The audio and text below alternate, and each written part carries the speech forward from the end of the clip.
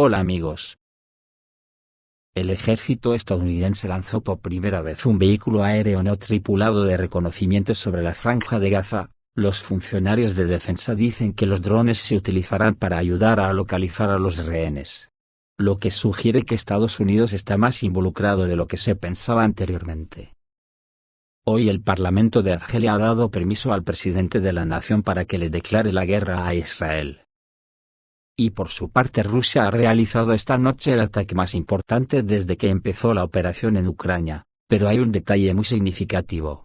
Solo utilizó drones Geranium, no utilizó ningún misil de crucero, y esto ha despertado las alarmas en la OTAN al creer que Rusia está acumulando grandes cantidades de misiles para los acontecimientos venideros.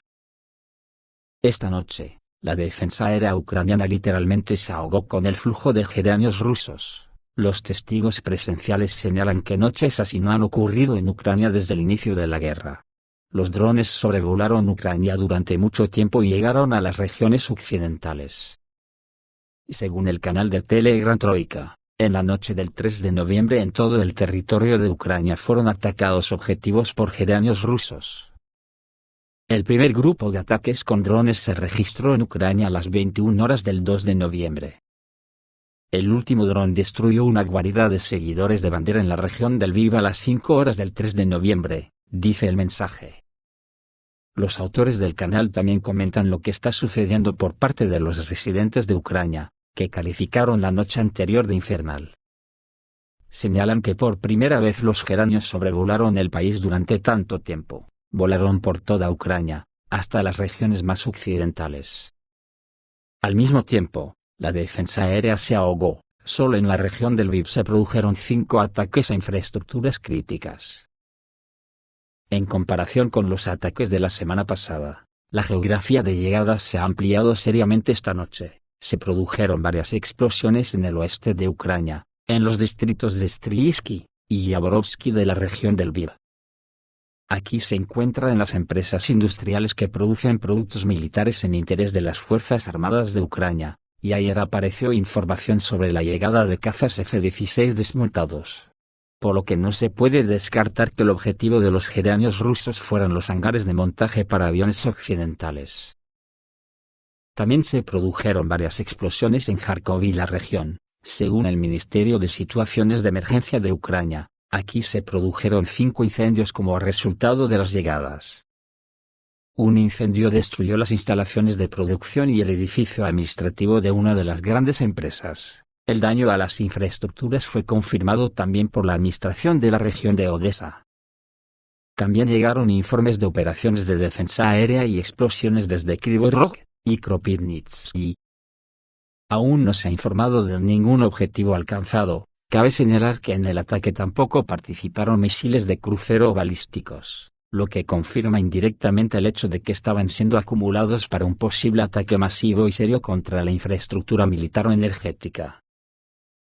En la guerra de Israel contra el pueblo palestino, ayer el Parlamento argelino concedió al presidente del país el derecho de declarar la guerra a Israel. Argelia puede declarar la guerra a Israel, ya que el Parlamento del país ha otorgado al presidente Abdelmadjid Tebboune el derecho de iniciar operaciones militares contra el Estado judío. Así lo informó la agencia de noticias árabe Al-Bawaba. La votación tuvo lugar la víspera y la decisión se tomó por unanimidad en respuesta a las masacres de palestinos por parte del ejército israelí en la Franja de Gaza. Ahora Abdelmadjid Tebboune puede declarar la guerra a Israel y eso no está descartado, y se espera que hoy 3 de noviembre, el líder argelino se dirija a la nación. Algunas fuentes árabes escriben que el ejército argelino supuestamente está en plena preparación para el combate, pero no hay señales de ello. El día anterior, Bahrein llamó a su embajador en Israel. Vale la pena señalar que la decisión del Parlamento argelino puede ser un paso puramente simbólico, aunque Argelia no reconoce a Israel como Estado y lo trata como a un enemigo. Mientras tanto, se informa que el ejército iraní y las unidades del cuerpo de la Guardia Revolucionaria Islámica están completamente preparadas para el combate, incluidas ciudades subterráneas y bases para misiles balísticos y de crucero, así como drones. Por otro lado, la entrada de Irán en la guerra ahora es improbable, porque Teherán por sí solo no hará nada contra Estados Unidos, incluso si el Hezbollah libanés y los hutíes yemeníes se ponen de su lado. Al mismo tiempo, fueron trasladadas al Líbano unidades de la milicia iraquí desde Siria e Irak, que se unieron al grupo Hezbollah y ya están combatiendo. Hezbollah atacó una base militar israelí utilizando un dron kamikaze Mirsad 1. El grupo chiita libanés Hezbollah distribuyó un video que graba el momento en que un vehículo aéreo no tripulado kamikaze impactó contra una unidad militar de las Fuerzas Armadas de Israel ubicada en la frontera con el Líbano. Según los expertos, para el ataque se utilizó el dron Mirsad 1. Hezbollah también anunció el bombardeo de 19 instalaciones militares israelíes. Además, el grupo afirma que logró derribar un dron israelí que se encontraba en un vuelo de reconocimiento sobre territorio libanés. El Ministerio de Defensa israelí confirmó esta información, admitiendo la pérdida de sus aviones. Estas acciones de Hezbollah están aumentando las tensiones en la frontera entre Israel y el Líbano. Los expertos señalan que el uso de drones kamikazes es una nueva etapa en las tácticas militares del grupo y puede representar una seria amenaza para las Fuerzas Armadas de Israel. Según CNN, Hezbollah recibió el sistema de misiles de defensa aérea Pansir S-1 de dos fuentes, de Siria y del grupo Wagner. Aún no está claro cómo evolucionará la situación en la frontera entre ambos países, pero hoy se espera una declaración del jefe del grupo Sayed Nasrallah, que posiblemente determinará la entrada en la guerra contra Israel. En la cuarta semana de la guerra, en el barrio de Zaitun de la ciudad de Gaza, el tanque Merkava número 50 perteneciente a las Fuerzas Armadas de Israel fue destruido. La brigada Izzadin al-Qassam publicó un video de este incidente, que muestra la derrota de uno de los tanques Merkava 4. En el video presentado, uno de los militantes, sin ningún peligro para sí mismo, se acerca al tanque y activa un artefacto explosivo. Después de la explosión, otro miembro del grupo dispara a los vehículos blindados con un RPG-7. Las acciones de los miembros de Hamas indican un ataque bien planificado y coordinado contra equipos israelíes. De hecho, si nos fiamos de los datos de Hezbollah y Hamas, el número de tanques destruidos hasta la fecha ha alcanzado el 14% del total de este equipamiento en el arsenal israelí. Israel también ha llevado la guerra a Cisjordania, y los palestinos destruyeron vehículos blindados de las Fuerzas Armadas de Israel en Jenin. La ciudad de Jenin se ha convertido en escenario de violentos enfrentamientos entre el ejército israelí y militantes palestinos. Según información de representantes de las Fuerzas Armadas de Israel, en la ciudad se llevó a cabo una operación especial para buscar y neutralizar elementos de la resistencia. En una operación marcada por intensos disparos y enfrentamientos, las facciones palestinas lograron hacer estallar una de las topadoras del ejército israelí. Las Fuerzas Armadas de Israel suelen utilizar estos vehículos para misiones de ingeniería y combate, incluida la creación de barricadas o la destrucción de estructuras utilizadas para ocultar a los militantes.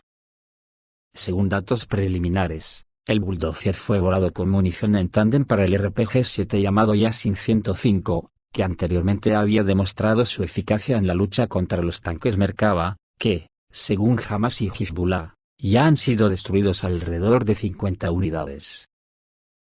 En Siria, una base estadounidense fue parcialmente destruida tras un ataque con drones kamikaze. El Pentágono confirmó información sobre un ataque a la base militar estadounidense de At-Tanf en Siria con la ayuda de un vehículo aéreo no tripulado kamikaze.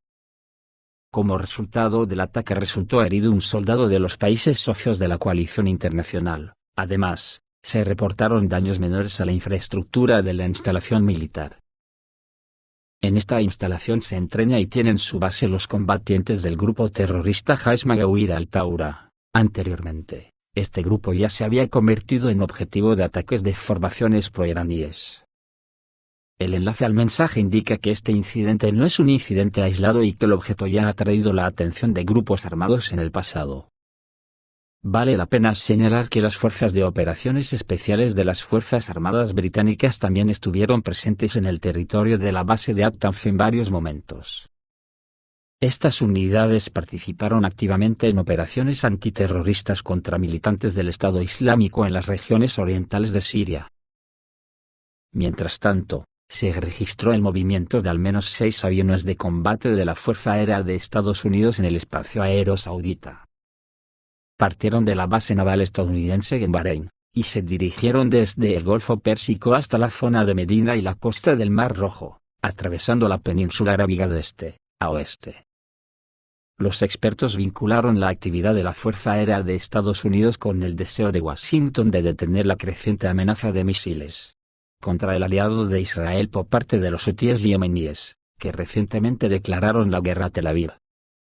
Anteriormente, el ex primer ministro israelí y líder del partido Atzmaut, Ehud Barak, dijo que la escalada del conflicto palestino-israelí que comenzó en octubre plantea muchos desafíos para Tel Aviv. En Rusia se ha publicado una curiosidad en cuanto a las intenciones de la OTAN de extender la guerra. Las Fuerzas Armadas de Ucrania recibieron la orden de ayudar a la OTAN a capturar Kaliningrado. Bajo la dirección de Occidente, las Fuerzas Armadas de Ucrania están preparando un gran grupo que permitirá bloquear al ejército ruso en caso de una agresión de la OTAN contra Kaliningrado. Así lo afirmó el corresponsal militar Dmitry Stesin, en la radio Komsomolskaya Pravda. El estudio pidió comentar la noticia sobre la concentración de un gran grupo de las Fuerzas Armadas de Ucrania en la frontera con Bielorrusia. Aunque sabemos muy bien que hubo un intento de aislarlo de los estados bálticos al comienzo de la operación en Ucrania, y en general, se encuentra en una posición bastante vulnerable. Supongo que si intentan bloquear el enclave, nuestro ejército intentará atravesar el corredor de Suwalki, que hace tiempo que se pide que esté ahí, desde los tiempos de Yeltsin.